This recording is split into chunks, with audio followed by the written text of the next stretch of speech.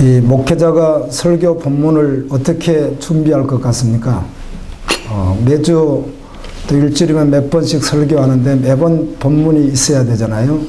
그래서 어떻게 준비할까요? 예, 다 주님의 은혜라고 말은 하겠지만 어떻든 설교자의 어떤 주관도 들어갈 수도 있다는 것이죠. 그 주간에 묵상을 했다든지 그 주간에 주님이 66권 가운데 어떤 은혜를 주셨다든지 뭐 그렇게 할 수도 있고, 또 그게 아니면 억지로 막 짜내서 막 고민하고 막 짜가지고 뭔가 해야 된다고 하는 고민 속에서 전하기도 하거든요. 말씀을 준비할 때. 말씀드린 대로 신약 성경에는 설교자들, 세례 요한, 예수님, 또 그 다음 사람이 베드로, 그 다음에 스데반, 그 다음에 바울, 이런 분들의 이제 성경을 쓰신 분들은 야고보, 유다, 요한, 베드로 이제 다 포함되지만 어떤 그 설교자들의 설교가 나와 있는데 자세히 살펴봤습니다. 한 절 한 절 자세히 270장을 60장을 자세히 살펴봤는데 구약 성경 본문을 다 가지고 왔는데 이제 설교하면서 인용하기도 하지만 이제 본문으로 굳이 말한다면 270번을 딱 가지고 옵니다. 숫자를 다 세서 숫자를 이렇게 기록해 봤는데요. 270번 구약 성경 본문을 그분들이 가지고 옵니다. 그래서 설교를 하시는데 그 내용은 전부가 다 예수 그리스도라는 것입니다. 아멘. 복음이죠. 하나님의 나라입니다. 보통 어떤 세속적인 관점이나 그런 내용은 없고요. 본문을 가지고 270번을 가지고 와서 설교하는데 그 전부가 다 예수 그리스도를 증언합니다. 아멘. 예, 그분들은 그렇게 하셨는데 오늘날 목회자는 어떻게 이 본문을 채택할까? 예, 여러분 다 모르셔도 괜찮습니다. 우리 어떤 고민이 있다는 것이고요. 어제는 이런 생각을 해봤어요. 이번 주일날은 주님 어떤 말씀을 어떻게 주시기를 원하십니까? 이렇게 묵상하는 가운데 예를 든다면 제가 창세기 12장을 설교했다. 뭐 그렇게 할 수도 있고요. 이사야 55장을 설교한다든지 또 신약의 마태복음 5장을 설교할 수도 있고 계시록을 설교할 수도 있고요. 그 본문 내용은 각각 다른 것처럼 느껴지기도 하죠. 그래서 어떤 사랑하는 자의 내 영혼이 잘된 같이 내가 잘되고 간간하기를 내가 간구하노라, 요한 3서 2절을 본문으로 채택할 수도 있고 그렇잖아요. 그런데 문제는 이런 생각을 제가 해봤어요. 목사가 오늘 선택한 그 본문을 전하면 그대로 그 오늘 축복을 말했으면 축복이 임하고, 오늘 심판을 말했으면 심판이 임하고, 전쟁을 말했으면 전쟁이 임하고, 고침을 말했으면 고침이 임하고, 그런 것인가? 이런 고민을 해봤다는 것이죠. 예, 성도들이 오해를 하기 때문에 그렇습니다. 목회자가 축복권을 가지고 있어서 그날 무엇을 전하에 따라서 그것이 임하니까 목사님이 1년 12달 어떤 말씀 전해주면 좋겠어요? 고침받습니다. 잘 될 것입니다. 은혜가 있을 것입니다. 애를 든다면 그렇게 계속하면 그게 임할 텐데, 전쟁에서 이겼습니다. 이건 괜찮겠는데 전쟁에서 졌습니다. 이제 에레미야 내용을 전체를 보면 그렇잖아요. 그럼 이걸 전하면 우리도 진다는 말인가? 예, 여러분 아니라는 거 아시죠? 네, 그 말 하고 싶은 거예요. 66권은 본문을 어디를 가져와도 사실은 복음이고요. 예수 그리스도이고, 애가라고 하는, 에레미야의 애가라고 하는 가장 세상에서 슬프고 슬픈 노래라고 할지라도 그 메시지를 오늘 주님이 또 선택해서 주의 종에게 전하겠다면 그런 눈물로 끝나라는 말이 아니라 주님은 그 가운데 뭘 주시는 것이죠? 소망을 주시고 하면 하늘나라를 보게 하시고 복음을 주시기 위한 말씀인 것이지, 전쟁에서 졌다는 말씀이 본문이면은 오늘 우리 지라는 건가 보다. 예, 뭘 굳이 또 옥합을 깨뜨려 드렸다, 우리 다 깨뜨려서 드리라는 건가 보다. 예, 전제적으로는 그렇습니다만 모든 말씀은 복음인 것이고, 아멘. 모든 말씀은 하나님의 말씀이고, 모든 말씀은 우리를 살려서 주님이 우리를 신부로 거룩한 곳으로 받기를 원하시는 말씀인 것이지, 오늘 여기서 전한 거에 따라서 그대로 그 말씀이 그 어떤 부분적인 그것이 그대로 그것만이 임한다, 그런 게 아니라는 거예요. 아멘. 네, 오해하더라고요. 그래서 목사는 늘 좋은 말을 해야지 좋게 은혜가 받는 거지, 성경에 많고 많은 구절 가운데 굳이 꼭 심판이란 말을 해야 되는가? 그래서 심판이라는 내용도 되게 많거든요. 그러면 그 말씀을 그대로 전한다고 해서 우리가 심판이 임하는 게 아니고, 아멘. 구원이라는 말을 하면 구원이 임하고 심판이라면 심판이 임하는 거 아니라 그 말씀 속에 주님은 끊임없이 뭘 주신다는 거예요? 하나님의 나라 또한 정말 복음을 가장 기쁜 소식을 주신다는 것입니다. 할렐루야. 그렇게 이해했으면 좋겠다는 거예요. 어제 그런 생각을 제가 좀 해봤어요. 그렇다면 이제 목사가 본문을 잡을 때 가능하면 할 수만 있다면 여러분에게 가장 이렇게 좀 나이스한 나이스한 본문이 따로 있는 건 아니에요. 다 동일해요. 그런데 일부러 그렇게 찾아서 계속 해야 되는가? 그렇지 않다는 것입니다. 요한계시록 21장 8절을 한다면 그 8절은 둘째 사망해를 받는 말씀이잖아요. 그렇죠? 믿지 않는 자, 두려워하는 자, 음행하는 자, 우상숭배자 이들은 어디 간다? 지옥 간다. 그런 말씀을 본문으로 잡았다 했을 경우 그럼 우리 지옥 가라는 말인가? 그런 본문이 아니라는 거죠. 할렐루야. 그 말씀을 통해서 주님은 뭘 주시는 것이에요? 복음을 주시는 거예요. 기쁜 소식을. 아멘. 오늘 말씀도 그렇게 여러분이 은혜로 받았으면 좋겠습니다. 오늘 내용은 그래요. 이 에레미야라고 하는 선지자 참 귀하잖아요. 에레미야 선지자가. 이 에레미야 선지자가 1장 1절에 보게 되면 몇 년 동안 활동을 했는가 하면 30년 한 6개월 정도, 30년 정도 활동을 합니다. 선지자로서. 30년 정도, 그렇게 굳이 따진다면 30년 6개월간 이렇게 활동을 합니다. 이 선지자가 누구 때냐면 보면은 요시야 왕 때부터 이렇게 되어 있는데 요시야의 아버지가 아몬이고 아몬의 아버지가 므낫세고 므낫세의 아버지가 히스기야예요. 히스기야의 정선이죠. 정선.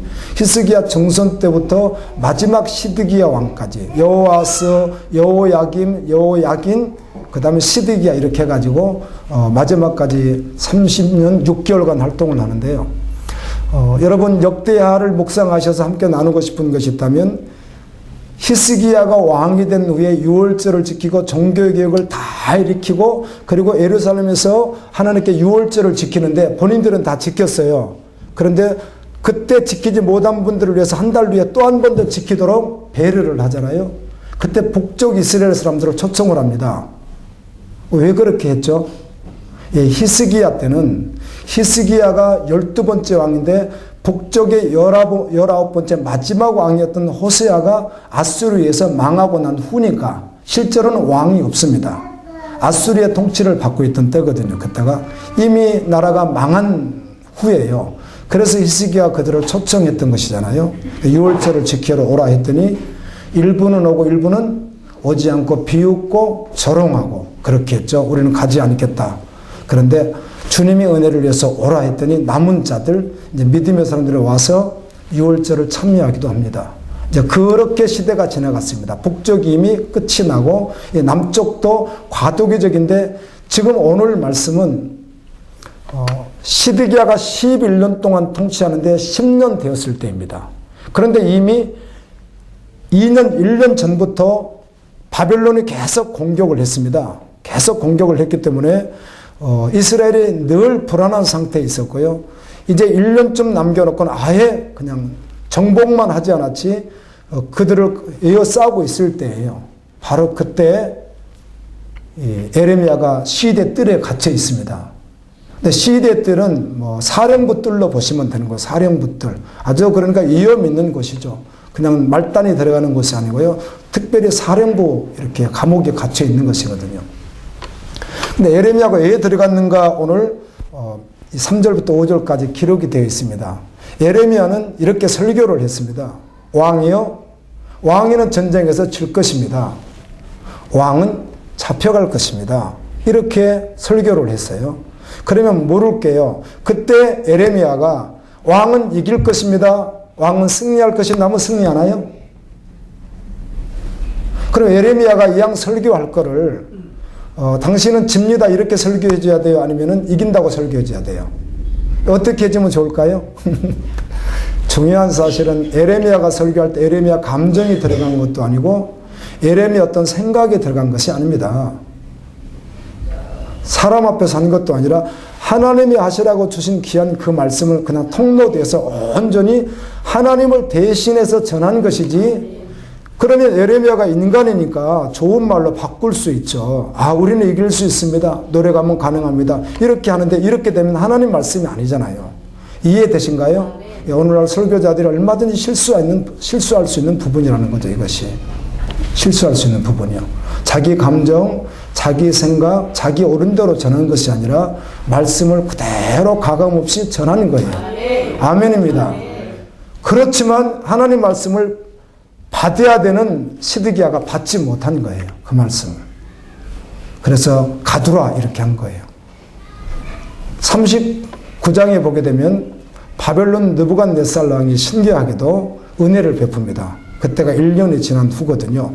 시드기야 두 아들은 죽고 시드기야는 두 눈이 뽑혀서 바빌론으로 끌려갔고 바로 그런 이제 심판의 과정 속에 있는데 에레미야는 느부갓네살 왕 적군의 왕입니다. 근데 은혜를 베풀어서 느부사단이라고 하는 이 군대 장관을 보내서 그를 어떻게 하라?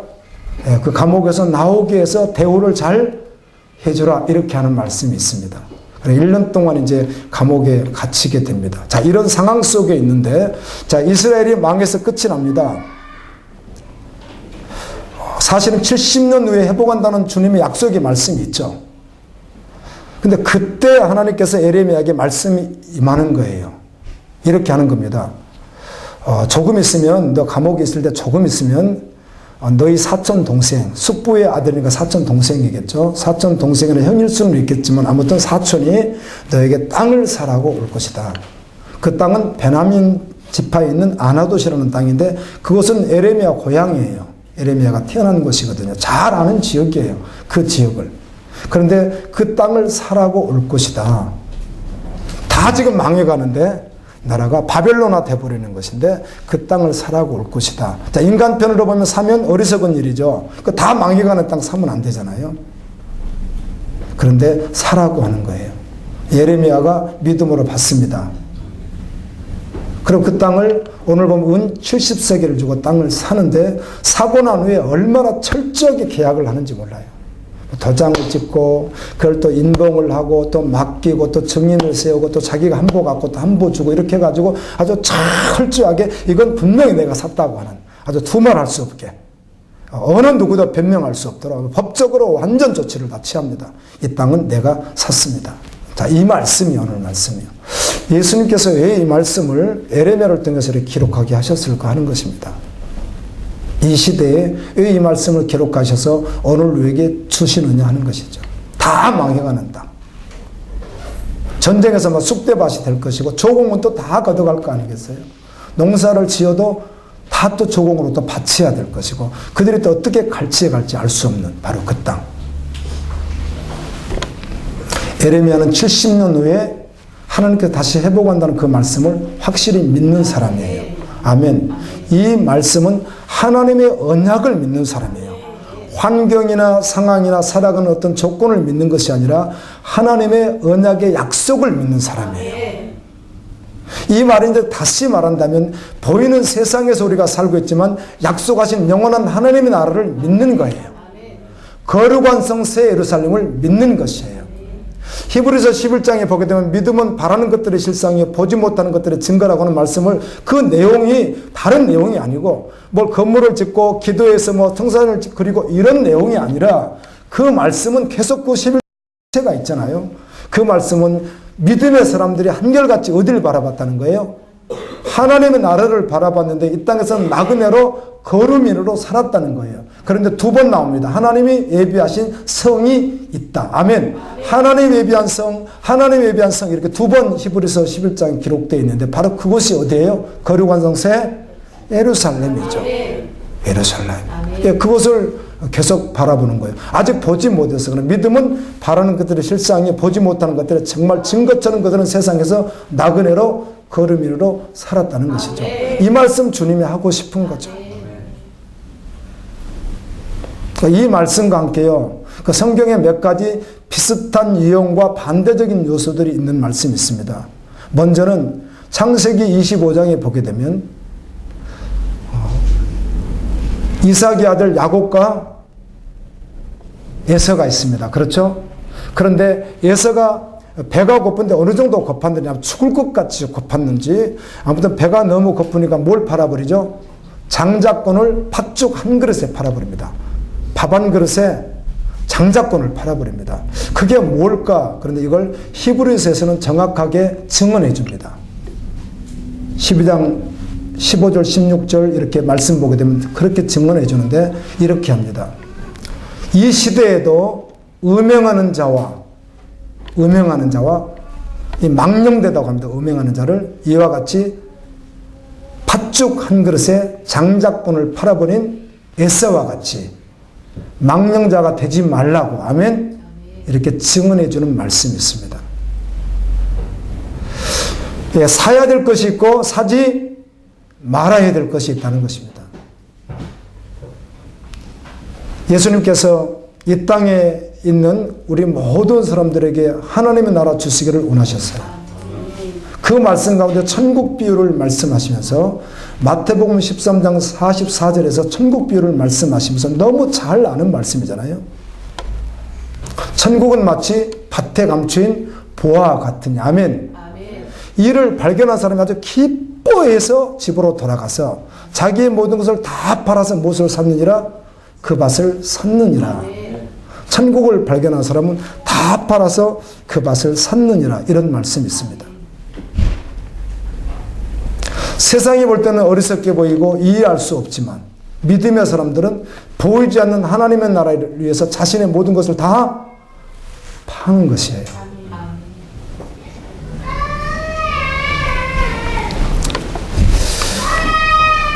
지난 주간에 어떤 그 선교사님하고 같이 식사하는 시간이 있었습니다. 어떤 이제 사역 문제 때문에 만나서 대화를 나누시다가 식사를 하는데 은혜로운 어떤 그 간증을 하나 해주시는 거예요. 그래서 그걸 듣고 또 그 내용이 복음신문에 있어서 칼럼에 제 글은 하나도 넣지 않고요. 그대로 여러분 한번 나누고 싶어서 이따가 돌아가면서 칼럼에 있는 내용을 한번 쭉 읽어보세요. 그건 그 자매가 쓴 내용이에요. 그 내용이 이렇습니다. 집안이 좀 넉넉하셨는지 16세 미국으로 이제 공부를 하러 갔는데 이 자매 생각은 1년만 하고 오겠다고 영어도 좀 공부하고 1년만 하고 오겠다고 간 것이 8년을 있게 되었대요. 그리고 고등학교 과정을 마치고 대학교는 미션 대학을 다녔대요. 기독교 대학을 다녔대요. 그래서 예배도 드리고 그랬다고 그래요. 근데 학비가 비싸서 1년에 학비만 5천만 원이래요. 예. 학비만. 그럼 생활비 있어야 되잖아요. 그리고 방학 때 한국 한 번도 안 올 때 비행기 싹도 있어야 되잖아요. 그럼 그 액수는 뭐 어림잡아도 6, 7억이 금방 넘어갈 것 같아요. 뭐 계산해 보세요. 넘어갈 것 같아요. 8년이면 벌써 4억에다가 생활비 들어가야 되지. 이런 거 다 따져보세요. 뭐 수억이 되는 돈인데 그런데 그곳에서 이제 예수님을 믿는다고 하기에 교회도 다니고 열심히 해보려고 정말 최선을 다하고 정말 믿음으로 한번 살아보려고 애쓰고 그랬다는 거예요. 정말 정신을 차리고 정말 잘 믿어봐야 되겠다. 그렇게 하면서 교회를 다니고 또 신학교가 있는 대학이니까 매일 예배라는 곳에서는 채플이라고 예배도 있고 그럴 거 아니에요. 예배도 참석하고 열심히 해보려고 하는데 그 자매 고백은 이래요. 저는 단 1초도 거룩하게 살아보지 못했고 그 1초 사이에도 저는 죄를 범하는 존재였습니다. 이런 말을 믿음으로 잘 들으면 은혜가 됩니다. 아멘. 교회를 열심히 다니면도 불구하고 그렇게 살아보려고 애쓰는데도 불구하고 1초도 거룩하게 살기가 힘들더라는 거죠.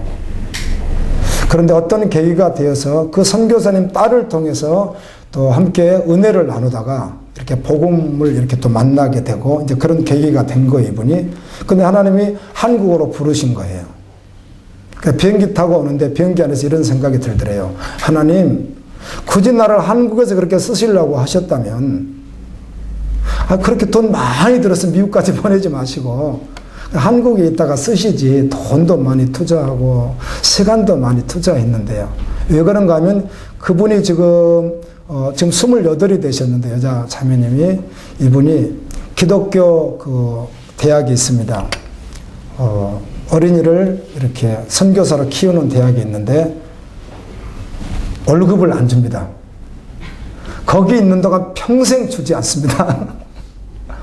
월급만 안 주는 게 자기 밥값 내야 되고 생활비 다 자기 거 써야 됩니다. 그런 학교입니다. 그것이. 집에 가서 이제 아버지에게 말씀드리고 아버지가 알잖아요. 한국에 왔으니까. 자기는 원래 미국에서 정말 살고 싶었대. 그래서 주님이 은혜를 주시니까 오게 된 거 아니겠어요?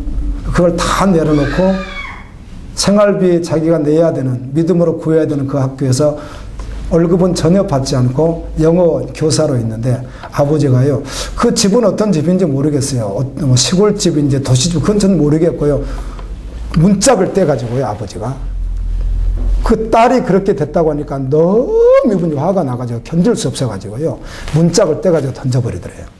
저는 그 아버지 이해되잖아요.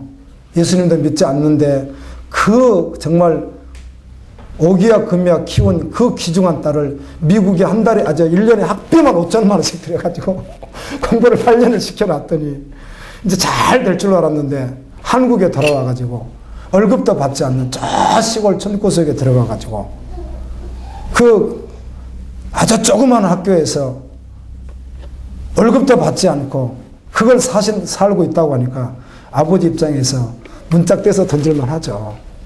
근데 그 자매의 마지막 고백은 주님 오시는 그날까지 주님 주신 은혜, 아멘, 감격해서 달려가는 것이 소망되었고 달려가고 있습니다.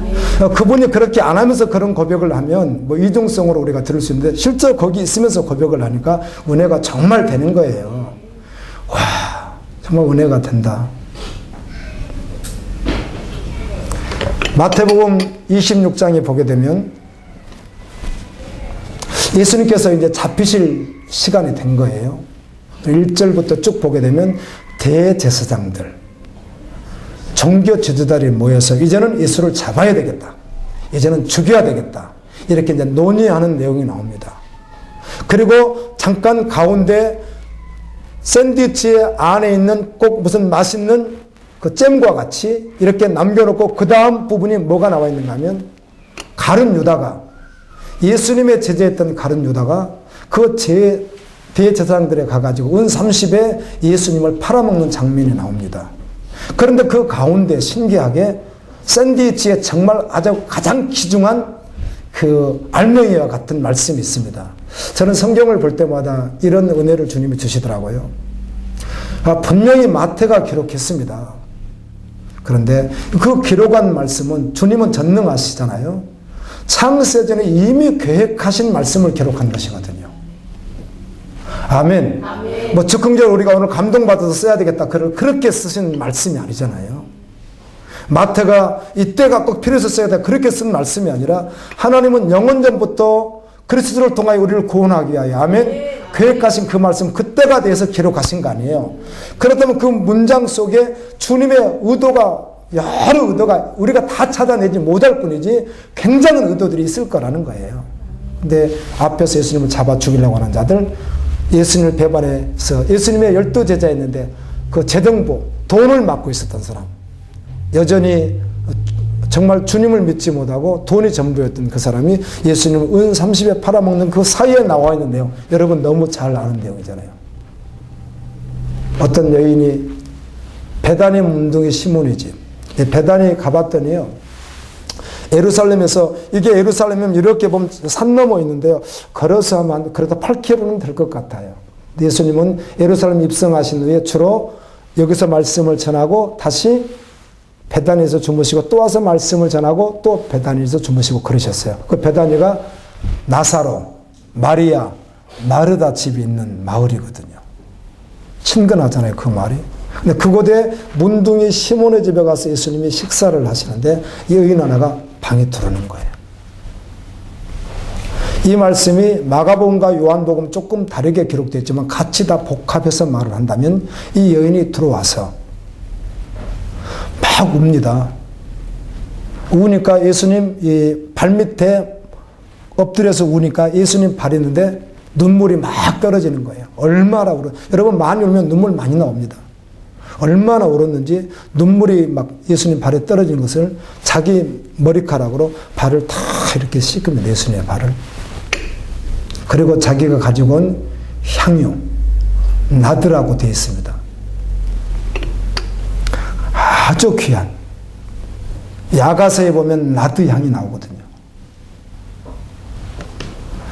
300데나리온이래요. 뭐 그 액수를 굳이 따지자면 이 여인이 가장 귀하게 여기는 정말 뭐 결혼할 때 모든 것을 준비하게 하여 다 준비하는 것과 같은 그런 이제 소중한 것이에요. 정말 그 여인에게 최고의 소중한 것이에요. 값어치로 따지면 300데나리온이 나가는 거예요. 근데 그 병을 옥합이라고 하잖아요. 그 병을 깨트려 가지고 붓는 것도 깨트려 가지고 그 나온 쏟아진 모든 것을 다 어디다 쏟죠? 예수님 발에다가 다 쏟잖아요. 향을. 아멘입니다. 아멘. 그랬더니 제자들이 왜 낭비하느냐고. 그것을 팔아서 가난한 자에게도 줄 수 있고 쓰면 얼마나 요긴한 돈을 그렇게 헛되게 낭비하느냐고. 또 특별히 유다가 그냥 굉장히 막 열받습니다. 그런 걸 왜 거기다 낭비하느냐. 이해할 수 없다는 것이죠. 조금 따라서 이렇게 하면 되지. 예수님 말에 그걸 왜 또 다 붓느냐는 거예요. 그런데 예수님이 이렇게 말씀합니다. 가난한 자는 항상 가난한 자 너희 함께 있거니와 이 여인은 나의 죽음, 장사를 준비했느니라. 그 말씀 속에 그 여인의 믿음을 주님은 다 아시겠죠. 자, 앞에서는 주님을 잡아 죽이려는 자들, 팔아먹는 줄 사이 속에 예수 그리스도는 하나님이 보내신 누구죠? 메시아. 아멘. 우리의 생명을 주러 오신 구세주란 말이에요. 그분의 죽음이 우리의 구원이잖아요. 우리 죄값을 치르시는 죽음이시잖아요. 이걸 알고 장사했느니라. 그리고 이렇게 말씀합니다. 복음이 증거되는 곳에 언제든 이 여인이 행한 것도 같이 말하라. 이렇게 되어 있습니다. 다른 것이 아니라 이 여인이 한 것이 뭐라는 거죠? 복음의 정확한 반응이었다는 것이죠. 하나님 말씀을 받은 가장 기쁜 소식, 복음을 받은 자의 반응이었다는 것이죠. 그게 합당하다는 것이죠. 자신의 전부를 깨뜨려서 주님에게 올려드렸다는 것이죠. 어떤 그 평신도 지도자가요, 목사님들도 지도하고 장로님들도 지도하고 성도님들도 지도하시는데 이 평신도 지도자가 복음으로 이 말씀을 이렇게 이제 가르치시는데 매 시간마다 아주 정확하게 드러나도록 하는 거예요. 나는 어느 편인가? 나는 전심인가? 나는 전심이 아닌가? 나는 정말 주님이 전부 되었는가? 되지 않았는가? 정말 그 기쁜 소식을 정말 받은 자인가? 이걸 계속 시간마다 점검을 하는 거예요. 그래서 이걸 몰랐던 분이 나중에 복음을 받게 되고 알게 되면 그 기쁨으로 이제 달려가게 되는 것이고, 아닌 분은 또 경우에 따라서 도망가는 분도 계시대요. 이렇게 얼굴이 흘러내리면서 저는 못 받겠습니다 이러면서 도망가는 분도 계시다고 그래요. 참 귀한 사역이라고 생각했습니다. 그분은 도망가게 하려고 말씀을 전하는 게 아니라 주님의 복음을 전함으로 말미암아 그들이 모두가 다 생명을 얻기 위해서 전하시는 것이겠죠. 저도 성경 공부하다가 이렇게 한번 제자들에게 도전해 봤습니다. 옥합이 무엇입니까? 이렇게 저 한번 저 보세요. 옥합이 무엇이냐고 내가 질문을 한번 해봤어요. 근데 옥합이 뭐라고 대답도 안 하시고 옥합을 깨뜨리겠다고 대답도 안 하시더라고요. 너무 곤란할까 봐 멈췄습니다. 여러분, 주님과 관계 속에서 주님에게 전부로 나가지 못한 어떤 영역, 그건 저는 다 알 수 없어요. 여러분들이 그것이 어떤 것인지 저는 몰라요. 그런데 정말 주님에게 전부로 나가야 되는데 주님께 전부로 나가지 못하게 하는 여러분이 가장 소중하게 여기는 그 옥합이 무엇인지 주님이 말씀하시면 깨트리면 은혜인 줄 믿습니다. 예, 깨트려야 해요. 항상 고민해 봅니다. 항상 묵상해 봅니다. 어떤 분이 가장 행복할까? 이렇게 한번 도전해 볼까요? 복음은 기쁜 소식이라고 하는데 여러분 지금 기쁘십니까? 이렇게 한번 도전해 볼게요. 여러분 기쁘세요?